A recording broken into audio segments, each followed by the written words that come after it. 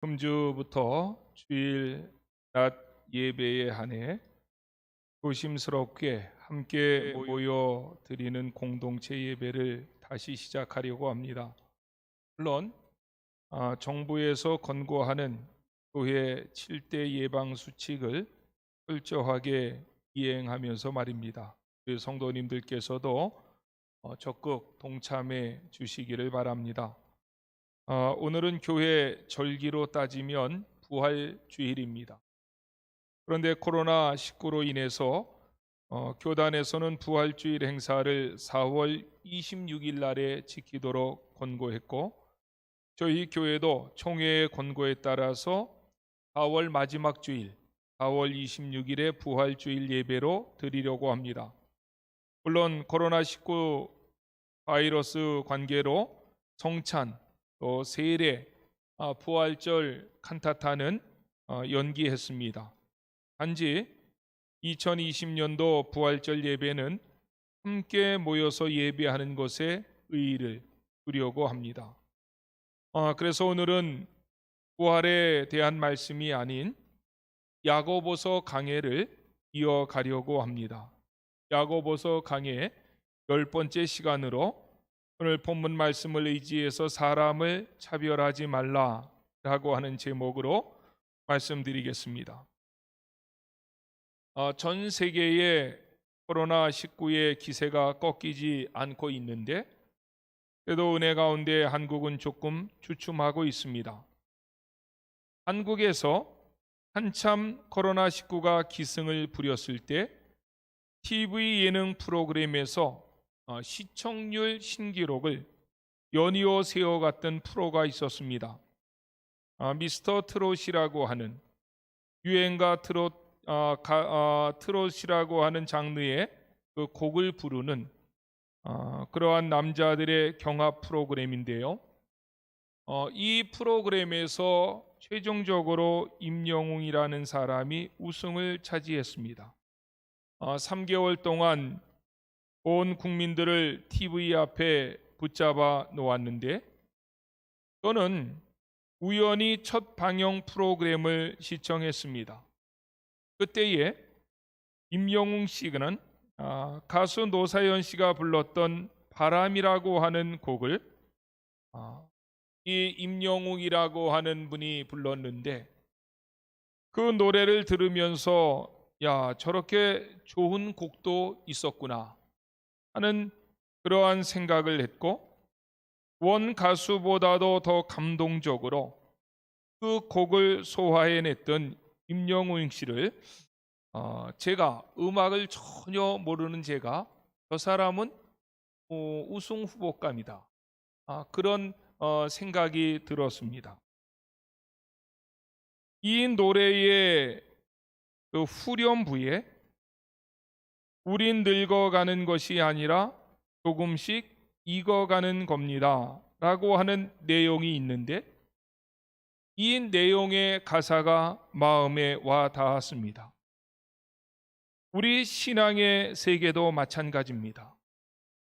우리 신앙의 세계도 늙어가는 것이 아니라 익어가는 것입니다. 여러분들도 그렇게 사셔야 됩니다. 지난주에는 야고보서 1장 27절 말씀을 중심으로 참된 경건이 무엇인지에 대해서 말씀드렸습니다. 참된 경건은 고아와 과부를 환난 중에 돌보는 것이라고 했고, 또 참된 경건은 세속에 물들지 아니하는 것이라고 했습니다. 저는 이 참된 경건을 십자가로 재해석하면서 결론으로 이끌어 갔습니다. 고아와 과부를 환난 중에 돌보는 것을 성도 간의 사랑으로 재해석하며 수평적인 삶, 그리고 세속에 물들지 아니하는 것을 거룩함으로 재해석하며 하나님과 나 사이의 수직적인 삶으로 해석했습니다. 즉, 참된 경건은 바른 수직과 바른 수평의 삶, 십자가의 삶이 참된 경건이라고 야고보 사도는 우리에게 말씀하고 있는 것입니다. 오늘은 야고보서 2장 1절로 7절 말씀으로 차별하지 말라라고 하는 설교를 할 텐데, 이 말씀 역시도 지난주의 내용과 깊은 연관이 있습니다. 사람을 차별하는 것은 참된 경건의 두 가지 특징에 모두가 다 저촉이 됩니다. 참된 경건은 고아와 과부를 환난 중에 돌보는 것이라고 했는데, 차별이라고 하는 것은 그들을 업신여기는 것입니다. 참된 경건은 세속에 물들지 아니하는 것이라고 했는데, 차별은 가장 세속적인 것입니다. 그래서 야고보는 본문 4절과 9절에서 사람을 차별하는 것을 악하다고 했고 죄라고 선포하고 있는 것입니다. 오늘 이러한 말씀들을 강의하기에 앞서서 저는 여러분들에게 야고보서 9조를 먼저 간략하게 설명해 드리려고 합니다. 야고보서는 1장 1절에서 저자와 수신자, 그리고 서론적인 내용을 말씀합니다. 그리고 2절부터 11절까지는 야고보서에서 계속적으로 다루게 될 중요한 세 가지 주제를 언급합니다. 2절로 4절까지는 시험에 대해서, 5절로 8절까지는 지혜에 대해서, 9절로 11절까지는 가난과 부에 대한 진술입니다. 그런 다음에 12절로 27절까지는 이 세 가지 주제를 재진술합니다. 시험에 대해서는 12절로 18절에, 지혜에 대해서는 19절로 26절에, 물질에 대해서는 27절에 재해석합니다. 그리고 2장 1절, 오늘 본문서부터 5장 18절, 거의 야고보서가 끝나는 부분까지는 이 세 가지 주제에 대한 다양한 각도에서 확장된 재진술을 합니다. 세 가지 주제를 가지고 야고보 사도는 진술, 재진술, 확장된 재진술의 구조를 가지고 야고보서를 기록해 나가고 있다는 것입니다. 오늘 본문부터는 확장된 재진술을 설명하고 있는데, 확장된 재진술의 구조는 이렇습니다. 2장 전체는 물질에 대해서 이야기하고, 3장 1절로 4장 12절까지는 지혜에 대해서, 4장 13절로 5장 18절까지는 시험에 대해서 말씀하고 있습니다. 왜 야고보서를 강의하면서 야고보서의 구조를 강조하고 있는가 하면, 말씀을 복기하는 데 도움이 되기 때문에 그렇습니다. 제가 2주 전에 설교하면서 바둑을 두는 사람은 보통 300수 이상을 두는데, 그것을 갖다가 바둑이 끝난 다음엔 다시 자기가 뒀던 그 내용 그대로를 다시 둡니다. 그런데 비디오를 보고 두는 것이 아니라 자기가 뒀던 것을 생각해 가면서 다시 둡니다. 그러면서 도전하기를, 하나님의 말씀이 바둑의 복기보다 못하냐? 우리가 하나님의 말씀을 들을 때에 정신 차려 듣지 아니하면 제목도 모릅니다. 성전을 나가면서 오늘 말씀의 본문이 뭡니까? 제목이 뭡니까? 글쎄요, 모르겠는데. 하나님의 말씀을 무시하는 것입니다. 이 구조를 알 때에 우리가 이 성경의 말씀이 없는 상황에서도, 오늘의 말씀은 이런 구조 속에서 이렇게 말씀이 진행되어 나갔구나 라고 하는 것을 깨달아서 그 말씀을 가지고 묵상할 수 있습니다. 말씀을 들었는데 성전을 나가기도 전에 제목도 모르고 본문도 모른다, 그 사람이 말씀의 은혜를 받고 성령으로 거듭난다? 불가능합니다. 말씀을 들을 때부터 우리는 그 말씀이 어떤 구조 속에서 어떤 말씀으로 선포되고 있는지를 묵상하고 그 말씀을 복기할 수 있어야 그 말씀 속에서 역사하시는 하나님의 은혜를 맛보게 될 것입니다. 오늘 본문 야고보서 2장 1절로 7절까지의 구조는 1절에서는 차별을 버리라는 강한 명령이 기록되어 있고 2절로 3절에서는 예루살렘 교회에 있었던 차별의 일례를 설명하고 있으며 4절로 7절에서는 교회 안에서 사람들을 차별하지 말아야 될 이유를 두 가지로 설명하고 있습니다. 이러한 구조를 가지고 1절부터 우리 같이 한번 살펴보겠습니다. 우리 1절 말씀을 같이 봉독합시다. 시작.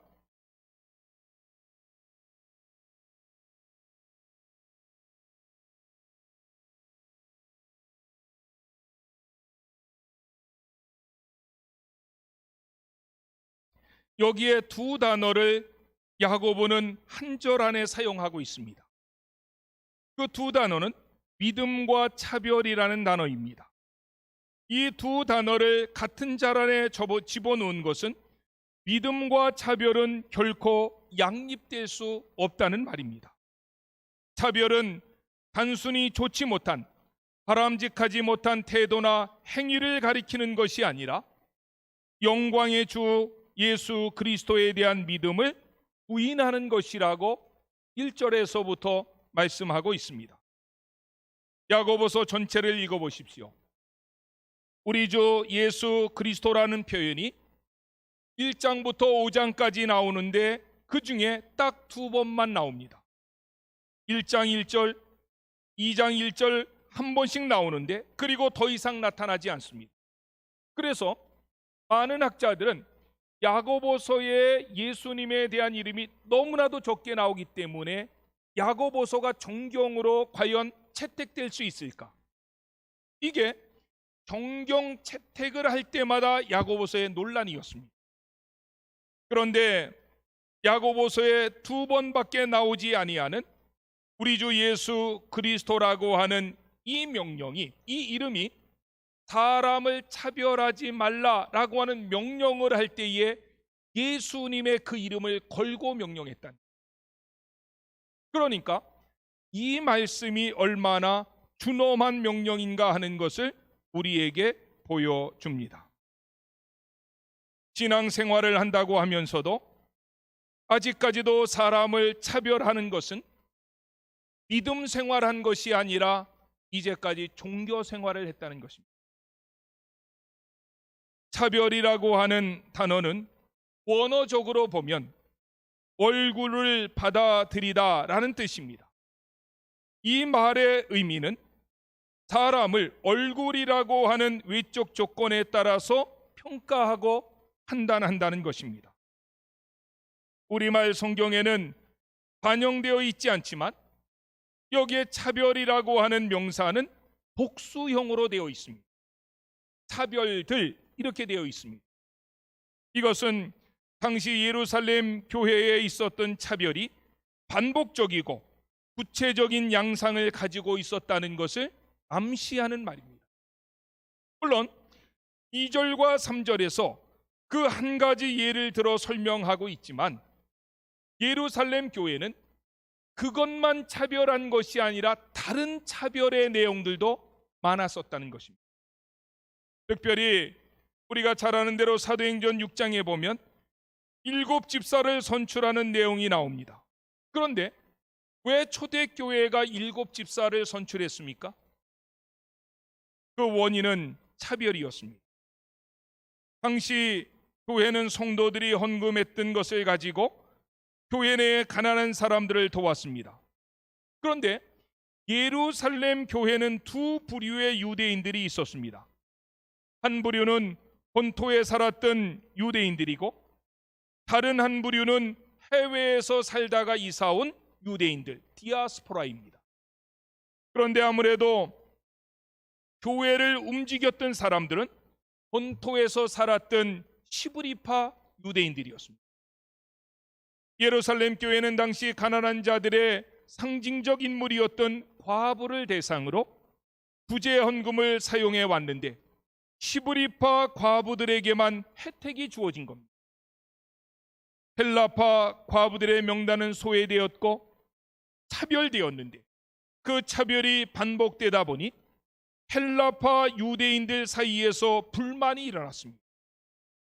그리고 이 시험에는 사도들까지 끼어들게 되었고, 그러다 보니까 사도들이 말씀과 기도하는 일에만 전무할 수가 없었습니다. 그래서 7집사를 선출해서 그러한 일들은 7집사들이 하게 하고, 오직 사도들은 하나님의 말씀과 기도하는 일에만 전무했습니다. 놀라운 것은 7집사의 이름을 보면 대부분이 헬라파 유대인들이었습니다. 이 말은 그 문제를 주도해 가도록 이 시브리파 유대인들이 양보했다는 것입니다. 이제까지 차별의 문제로 말미암아 헬라파 유대인들이 소외되었기 때문에 이제는 헬라파 유대인들로 구성되어진 집사들이 그 문제를 주도해 나감으로 교회 내에 있었던 차별의 문제를 극복해 나갔다는 것입니다. 이렇게 아름답게 교회 내에 있었던 차별의 문제를 해결해 갔던 예루살렘 교회가 본문에 와서는 또 다른 차별의 문제로 시험을 받고 있는 것입니다. 우리가 잘 아는 대로 예루살렘 교회는 건강한 교회였습니다. 본받을 만한 교회였습니다. 건강하고 본받을 만한 교회에 그런 차별이 있었다면 이 설교를 준비하면서 우리 안천교회는 어떨까? 매우 염려되고 걱정됩니다.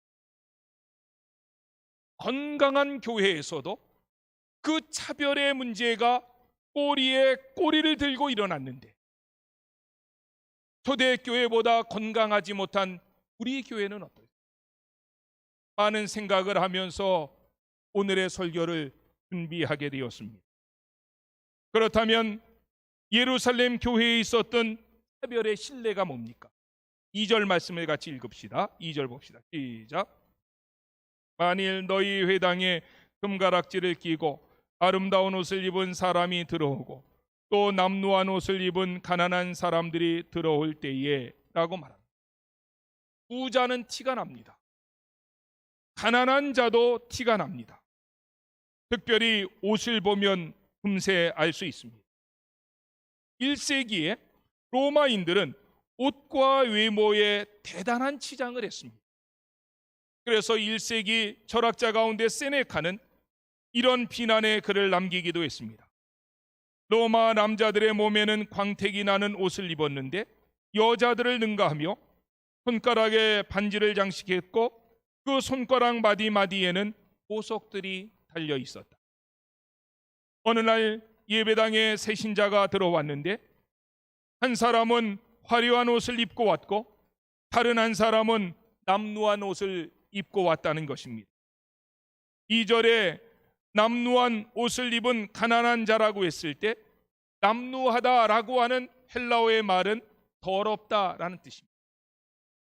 그리고 가난하다라고 했을 때 가난함이라는 말은 이것을 원어로 푸토코스라고 하는데, 이 말은 마태복음 5장 3절에 심령이 가난한 자는 복이 있나니 했을 때 그 가난함과 동의어입니다.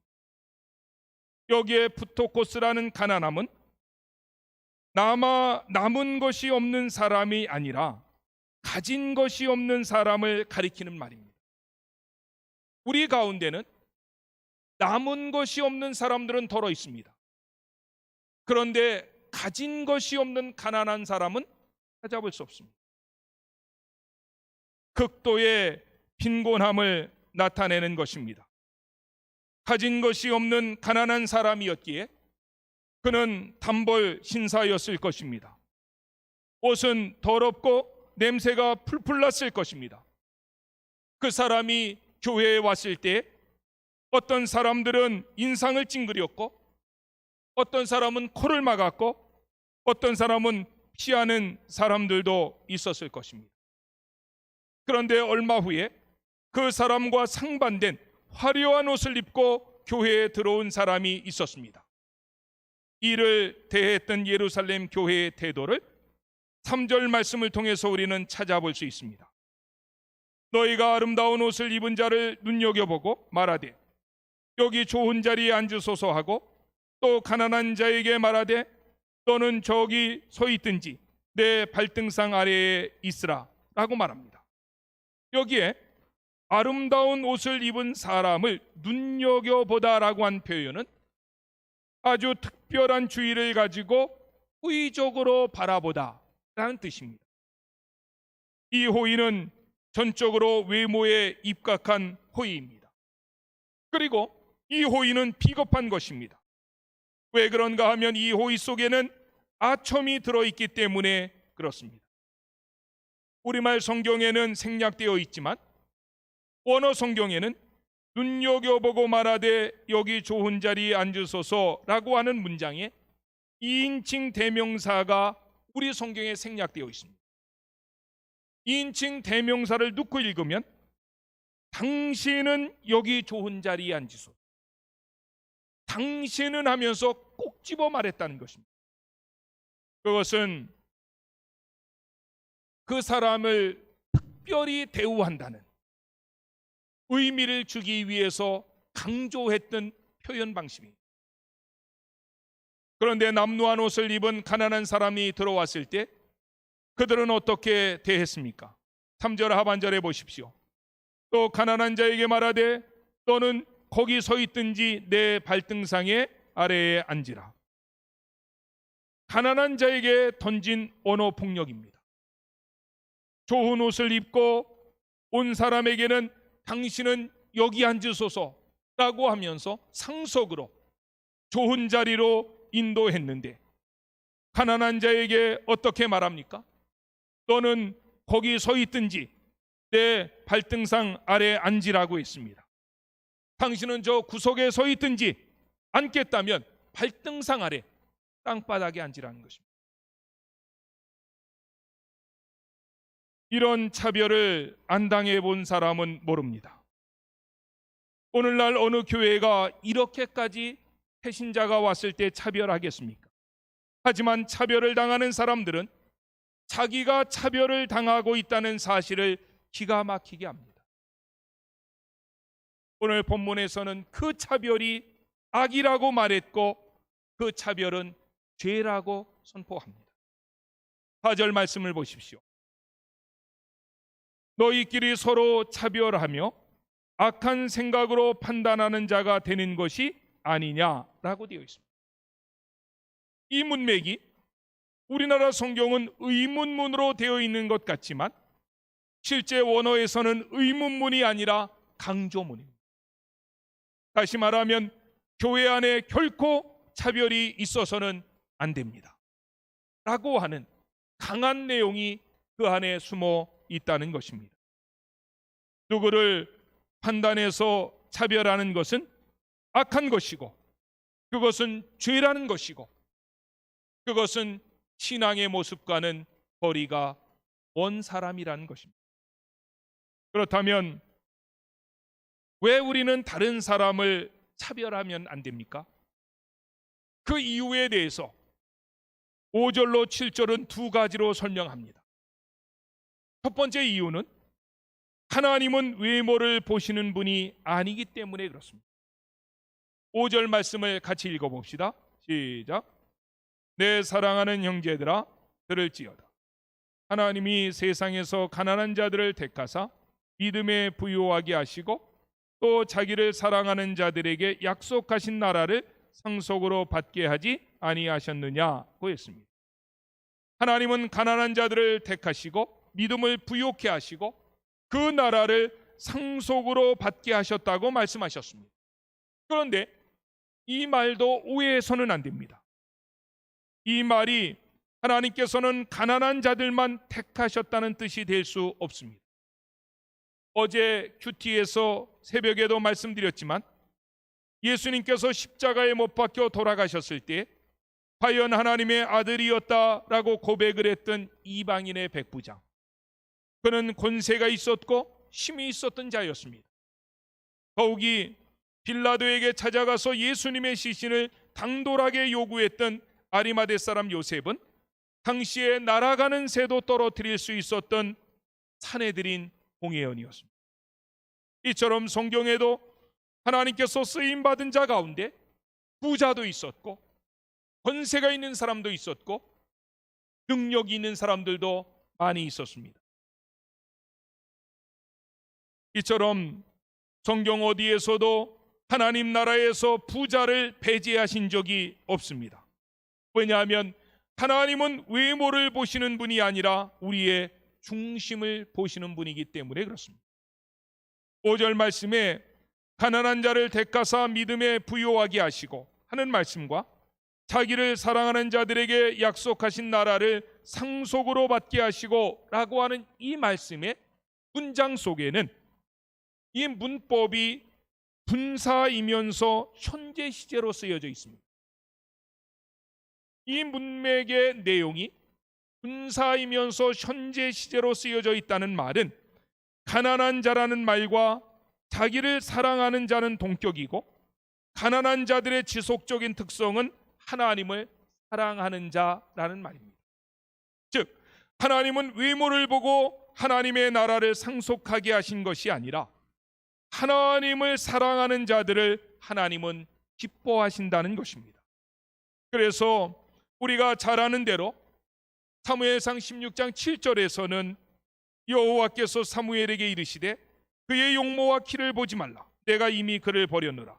내가 보는 것은 사람과 같지 아니하니 사람은 외모를 보거니와 나 여호와는 중심을 보느니라 라고 했습니다. 아직까지도 내가 사람의 외모를 보고 판단하고 있다면 나는 하나님의 나라에 가깝지 않는 삶, 하나님의 나라에 멀리 떨어져 있는 삶을 살아가고 있다는 뜻입니다. 둘째로 사람을 외모로 판단하지 말아야 되는 이유는 그것이 지극히 상식적인 일이 아니기 때문에 그렇습니다. 오늘 본문 말씀 6절과 7절입니다. 같이 한번 읽어봅시다. 시작. 너희는 도리어 가난한 자를 업신 여겼도다.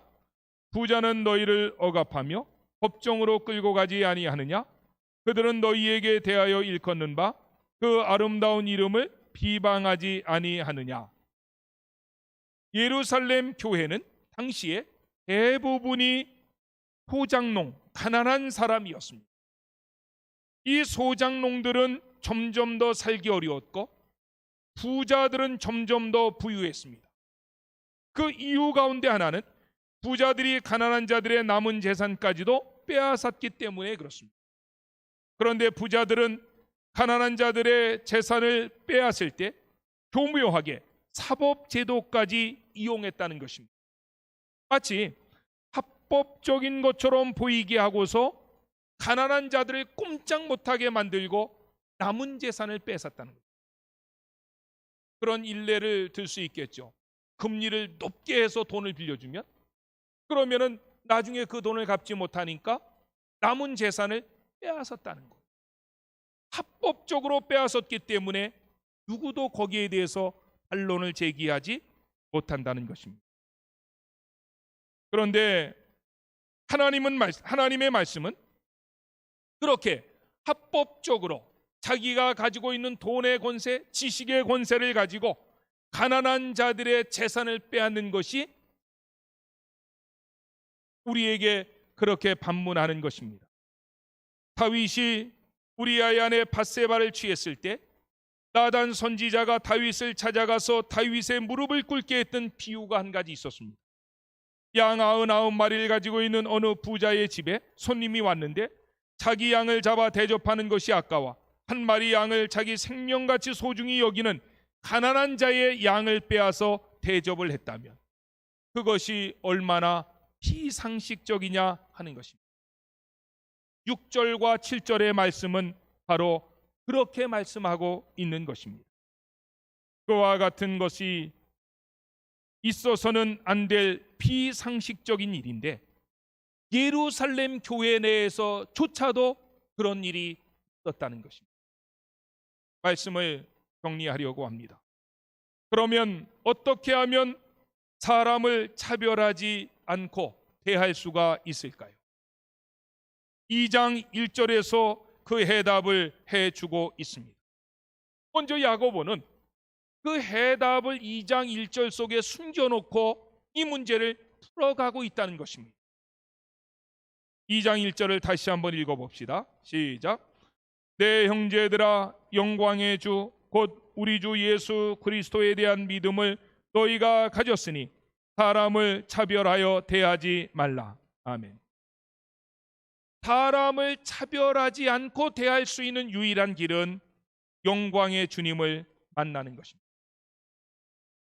하나님의 영광을 본 사람들은 세상의 것들이 무가치함을 알게 됩니다.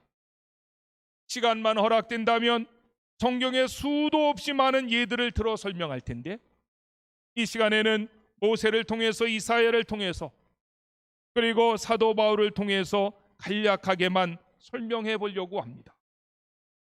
모세는 가시떨기 나무에 불이 붙었지만 타지 않는 모습 속에서 하나님의 영광을 봅니다. 하나님의 영광을 보았던 모세는 애굽 왕자의 자리를 마다하고 하나님의 백성들과 고난받는 길을 택했습니다. 그래서 히브리서 11장 24절로 25절에 성경은 이렇게 말씀합니다. 믿음으로 모세는 장성하여 바로의 공주의 아들이라 칭함받기를 거절하고 도리어 하나님의 백성과 함께 고난받기를 잠시 죄악의 낙을 누리는 것보다 더 좋아했다. 이것은 모세의 나이 40세 되었을 때의 얘기입니다.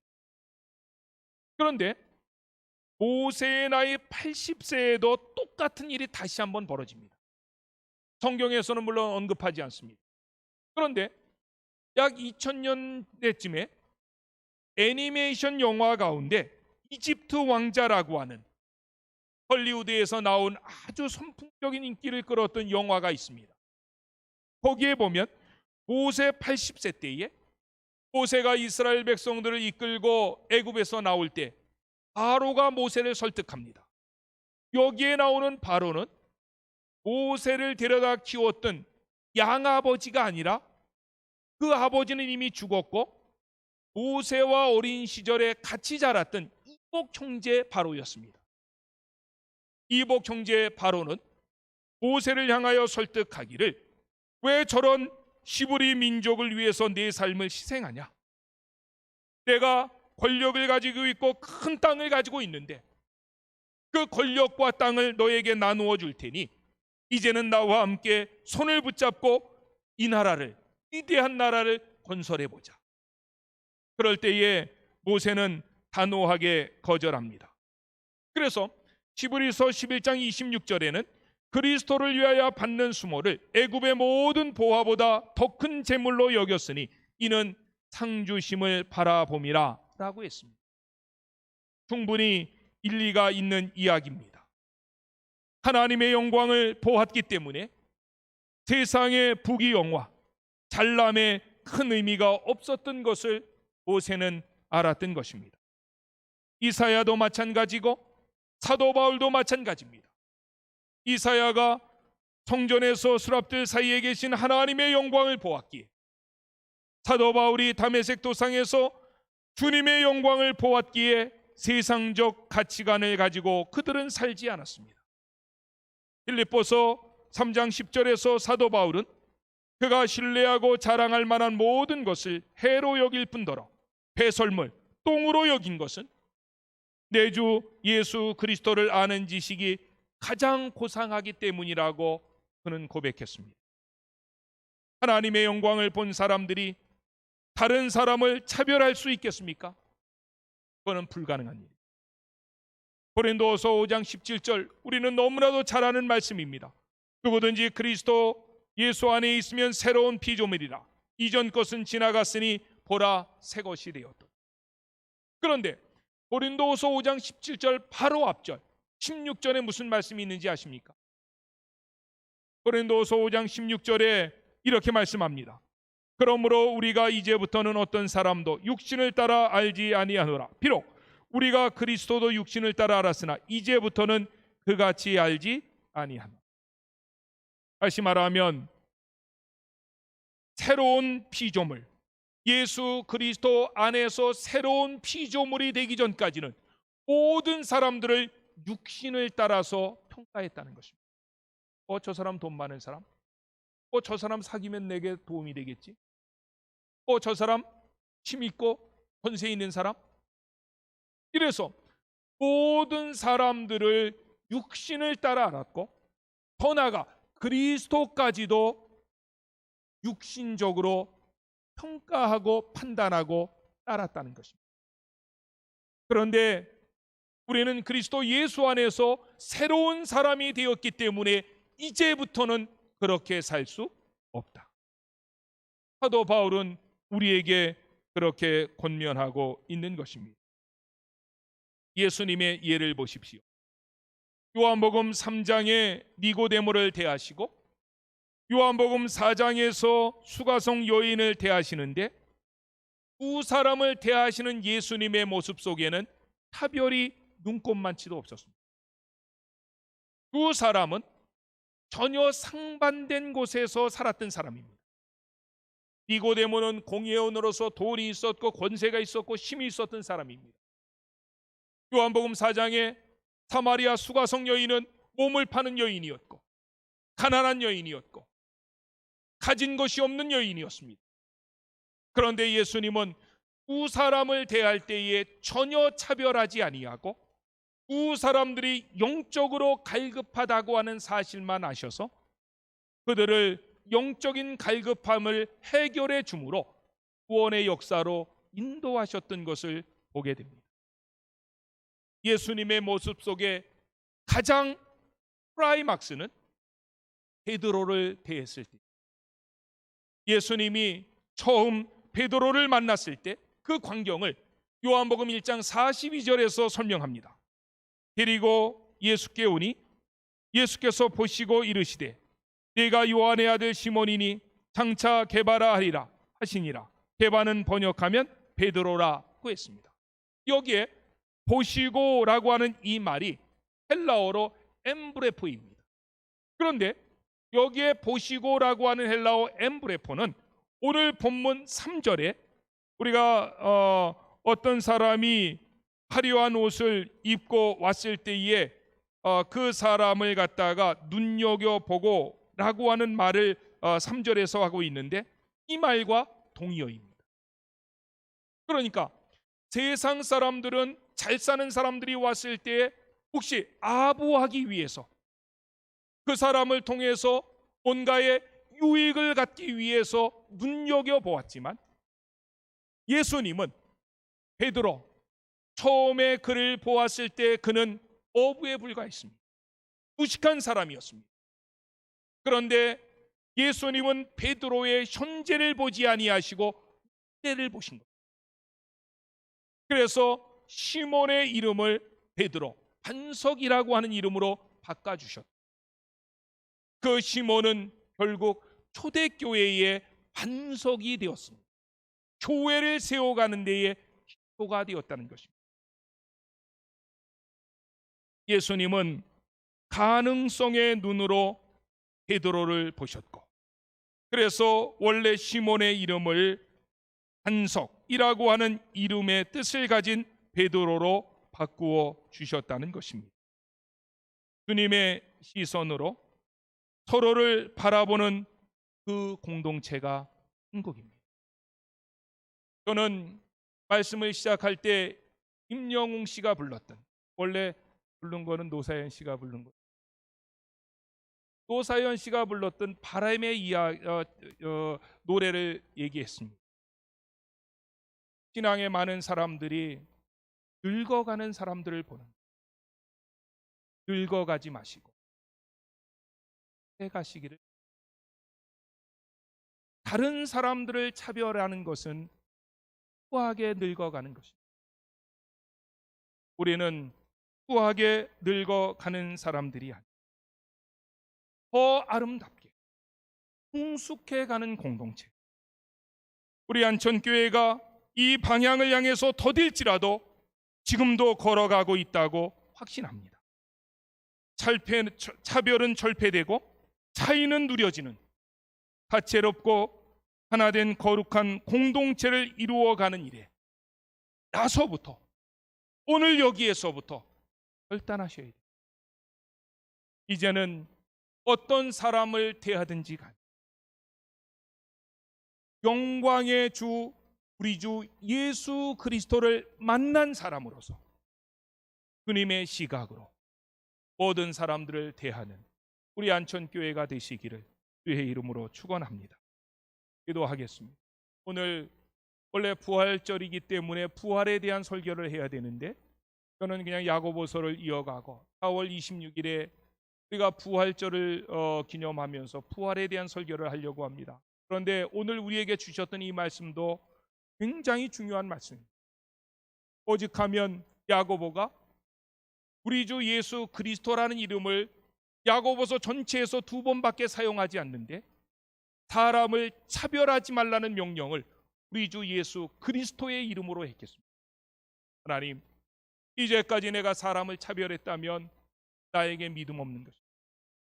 용서하시고 이제는 모든 사람을 그리스도의 눈으로 대할 수 있게 하셔서 어떤 사람들이든지 우리 안천교회에 들어오면 편하게 마음 놓고 하나님을 찬양하며 예배할 수 있는 그런 축복의 공동체가 되게 해달라. 그 일에 나부터 결단하게 해달라고 우리 주여 한번 외치고 하나님 앞에 기도하겠습니다. 주여.